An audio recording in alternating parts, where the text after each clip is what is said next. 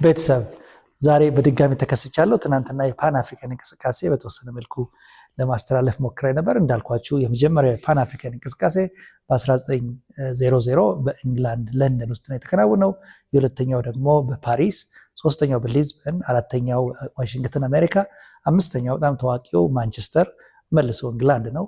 የአምስተኛውን የፓን አፍሪካን ኮንፈረንስ ለየት የሚያደርገው ከአፍሪካ የተወከሉ ማለትም ጆሞ ኬንያታ ከኬንያ፣ ኳሚ ንክሩማ እንዲሁም ከጋና የተወከሉበት ነው።